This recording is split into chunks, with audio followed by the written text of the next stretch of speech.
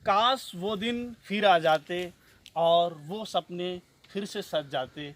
मित्रों, आज मैं अपने पैतृक गांव ग्राम मनीपट्टी सोंगरा, जनपद जौनपुर, तहसील मछली शहर के ग्राम सभा सोंगरा के मध्य में हूँ।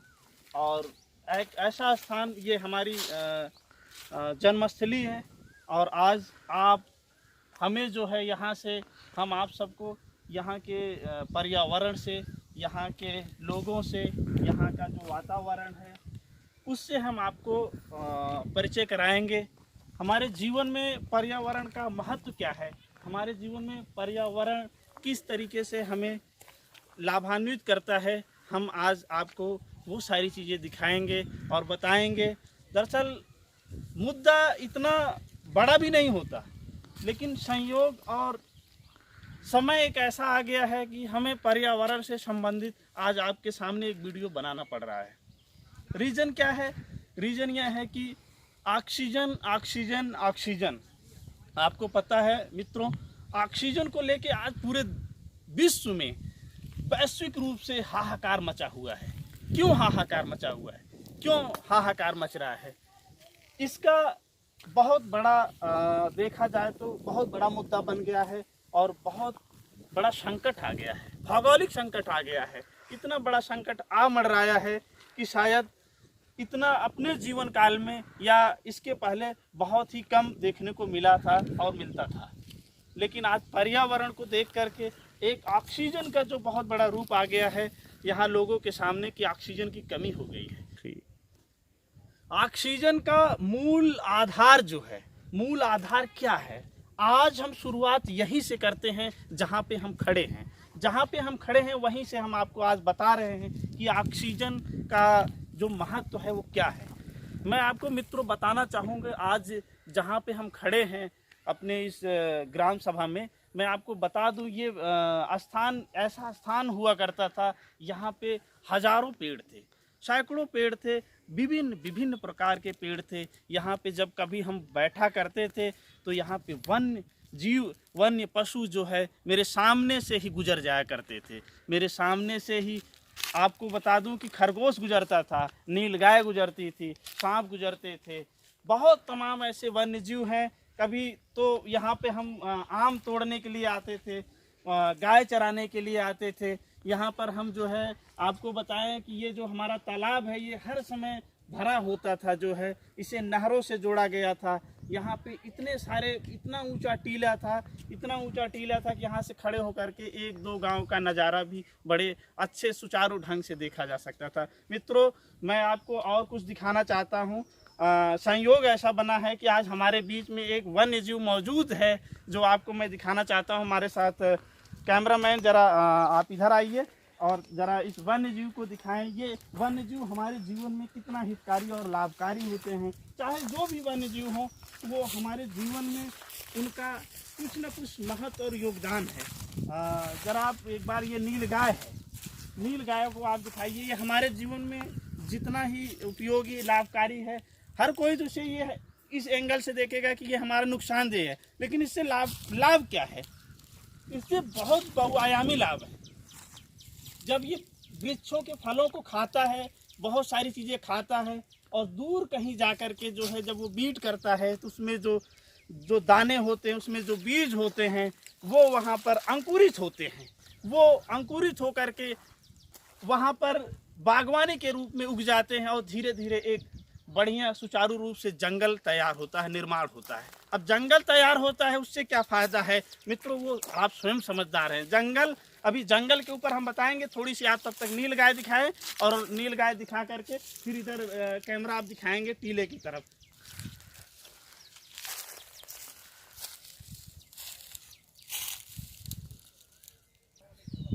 जब कभी भी हम यहाँ पे मौजूद हुआ करते थे, कभी बैठते थे ताश पत्तों के साथ, यहाँ जो है कभी ताश खेला करते थे, तो हम लोगों के बीच में से, बैठे हुए लोगों में से अचानक कहीं किनारे से, झुरमुट में से कभी खरगोश, कभी नीलगाय, कभी कुछ मोर, कभी कुछ पंछियों की आहट, यहाँ किलकारियाँ और कौतूहल नज़ारा हो जाता था। तो इन्हीं सब के बीचों में इतना बड़ा यहाँ विशालकाय वृक्ष मौजूद हुआ करता था कि दूर से ही दिखता था कितने विशालकाय वृक्ष यहाँ पे मौजूद है। मित्रों, मैं आपको बताना चाहूँगी, इतना ऊंचा टीला हुआ करता था ये यहाँ पे, तो लोग दूर से ही देखने के बाद उनको आभास हो जाता था कि मैं यहाँ पे इस स्थान पे आ गया हूँ। ये एक ग्राम सभा सोंगरा का स्थान है। तो वृक्ष और टीले से लोग संबोधित भी किया करते थे इस गांव को। मित्रों, मैं आपको एक चीज़ और बताना चाहूँगा कि अब ऑक्सीजन की बात आई है, तो ऑक्सीजन यहाँ पे इतने सारे पेड़ लगे थे, ये पेड़ कट गए। ये पेड़ कटने की वजह से अब आप बताइए, पेड़ कट गए हैं, आपको बिल्कुल साफ नज़र आ रहा है, क्यों कट गए हैं पेड़? दरअसल यहाँ पे क्या है कि कुछ जंगली वृक्षों का भी जो है कि ज़्यादातर वो हो गया था, उगना हो गया था। इस चक्कर में यहाँ पे वृक्ष काफ़ी काटे गए हैं और वहाँ पे बिल्कुल प्लेन कर दिया गया है। और दूसरा चीज़ मित्रों, मैं आपको बताना चाहूँगा, प्लेन करके यहाँ पे नए वृक्षों का जो है रोपण होगा, जो जीवन में हितकारी और फ़ायदेमंद होते हैं, लोगों के लिए उपयोगी होते हैं।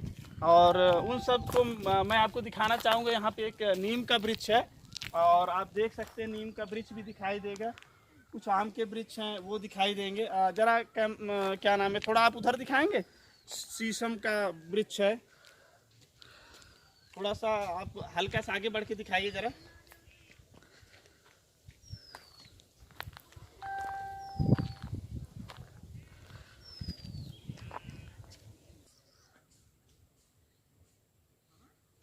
आपको बता दूं, यहाँ पर अब जो वृक्ष लगेंगे वो वृक्ष फलदार लगेंगे, कुछ छायादार लगेंगे और कुछ जो है कि जो लकड़ी पर्पज से सागौन के और जैसे शीशम के, कुछ इस तरीके से वृक्ष यहाँ पर अब लगेंगे। मित्रों, दूसरी चीज़ ये है कि मैं आपको एक चीज़ और बताना चाहूँगा कि ये जो आप तालाब देख रहे हैं, ये तालाब सुंदरीकरण के माध्यम से सुंदरीकरण हुआ है। तो ये जो अभी 3 साल पहले जो अगली पंचवर्षीय थी उसमें ये सुंदरीकरण हुआ था। और सुंदरीकरण होने के बाद आप देख सकते हैं कि अब जो दृश्य है वो कैसा है। अब आप देख सकते हैं कि क्या यह सुंदरीकरण का ये तरीका है। मैं अब मैं कहूँगा नहीं, बता भी देता हूँ, कोई बात नहीं आपको इसके माध्यम से कि अब जो दूसरी बार प्रधान बने हैं वही प्रधान हैं जो अगली बार जिनके कार्यकाल में यह सुंदरीकरण हुआ है। तो यहाँ की जनता ने दोबारा उनको जो है प्रधान के रूप में चुना है। तो जो ये सुंदरीकरण तालाब हुआ है, आप देख सकते हैं, ना तो इसमें पानी है, ना तो कोई घाट है, ना तो कोई यहाँ पे ऐसी सुविधा है कि यहाँ के जो पशु हैं, यहाँ के जो पंछी हैं, यहाँ के जो वन्य जीव हैं, वो आकर के यहाँ पे पानी को पी सके। सरकार से मैं यहाँ पे एक छोटा सा सवाल करना चाहूँगा कि सुंदरीकरण किस पर्पज़ से करा रही है तालाब को? क्या तालाब को ऐसे ही सूखे छोड़ने के लिए करा रही है, या सरकार के पैसे को ऐसे ही गवर्नमेंट पैसे को इस तरीके से जो सुंदरीकरण किया गया है? आप देख सकते हैं कि ऐसे हालात हैं इसके जो है कि यहाँ पे ना तो कोई पंछी पानी पी सकता है, ना तो कोई आके यहाँ नहा सकता है, ना तो कोई यहाँ पे वन्य जीव पानी पी सकता है। मैं ये पूछना चाहता हूँ कि जो सरकारी कोष के पैसे हैं उसका कितना ज़्यादा जो है कि दुरुपयोग किया जाता है, दुरुपयोग के साथ बंदर बांट कर लिया जाता है। चाहे ग्राम प्रधान से लेकर के ब्लॉक तक कोई भी ऐसे अधिकारी नहीं हैं जो सरकार के इस सुचारू जनता के पैसे को सुचारू ढंग से जनता के बीच में संचालित करें और ग्राम विकास के कार्यों के लिए ग्राम में उपयोग किया जाए। तो इस तरीके से अगर ऐसे चलता रहा तो लोगों के बीच में जो सरकारी योजनाएं आती हैं वो कैसे पहुंचेंगी? आज सुंदरीकरण का जो गवर्नमेंट का लक्ष्य है, हर गांव में 1-2 तालाब नज़र आते हैं, लेकिन अगर सुंदरीकरण के वो कार्य के रूप में उनको सुंदरीकरण कराया जाता है तो ऐसे ही सूखे के रूप में छोड़ दिया जाता है। क्या वो सूखा करने के लिए वो तालाब को छोड़ा जाता है? हम आपसे सवाल ये जवाब जानना चाहते हैं, जवाब जानना चाहते हैं। इस वीडियो को आप शेयर करेंगे, शायद यह आवाज़ हमारे पूरे भारत में पहुंच सकती है कि ऐसे जो सुंदरीकरण किए कराए गए तालाब हैं वो सूखे जर्जर स्थिति में पड़े हुए हैं। उस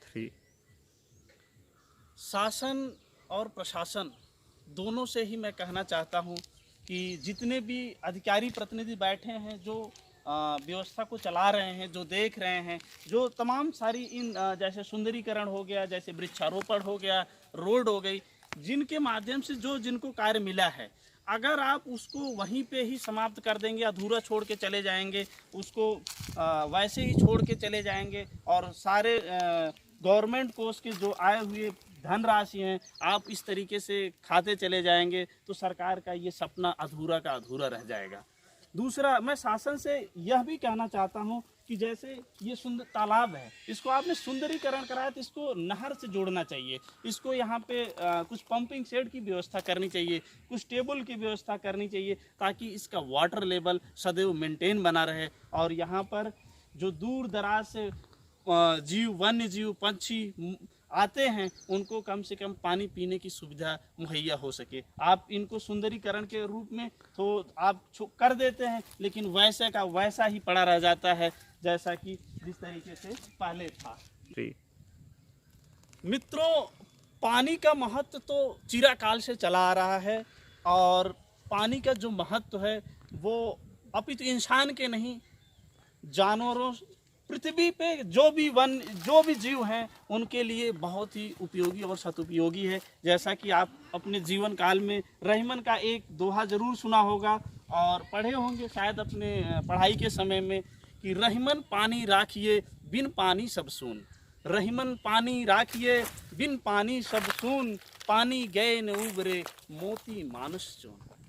आपको बता दूं कि मैं ऐसे ऐसे जगहों पे गया हूँ, ऐसी पहाड़ी स्थलों पे गया हूँ, ऐसे रेगिस्तानों में गया हूँ, ऐसे ऐसे स्थानों पे गया हूँ जहाँ पे पानी की कद्र आज वहाँ के लोग जानते हैं। जब 2-2 किलोमीटर 4-4 किलोमीटर दूर से वो पानी लेने के लिए जाते हैं। मित्रों, मैं आपको ये भी बताना चाहूँगा कि पानी के बगैर जिंदगानी नहीं है और अपने जीवन में पानी के महत्व को समझिए और पानी को सदैव अपने ज़िंदगी में उस तरीके से सरोचिए जैसे अपने ज़िंदगी में अन्य कार्यों के प्रति तल्लीन रहते हैं। मित्रों, मैं आपको उसके साथ और भी सारी चीज़ें दिखाना चाहूँगा।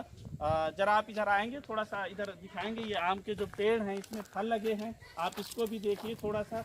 और मैं उसी क्रमबद्ध में एक चीज़ और आपको बता दूं कि हमारे जीवन में जो वृक्ष हैं, आज के समय में जो ऑक्सीजन को लेकर इतनी बड़ी समस्या उत्पन्न हुई है, तो एक इंसान अपने जीवन में अगर वो इतना ठान ले कि हमें हर साल में 2 वृक्ष लगाने हैं, तो ये समझ लो अपने जीवन में तो तकरीबन 100-125 वृक्ष जो है अपने जीवन में लगा सकता है।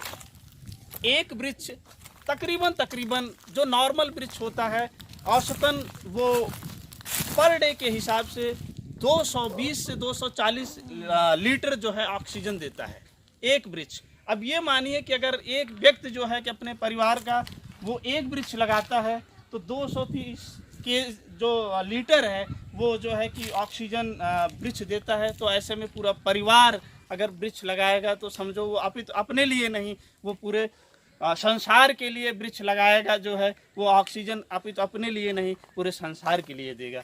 मित्रों, आपको एक चीज़ और बता दूं, आप यहाँ पे जो फल देख रहे हैं ये आम का वृक्ष है और यहाँ पे आम लगे हुए हैं। इस समय आम का सीजन चल रहा है और आने वाला 5 जून आप याद रखना, भूलना मत, आने वाला 5 जून यही पर्यावरण दिवस के रूप में मनाया जाएगा।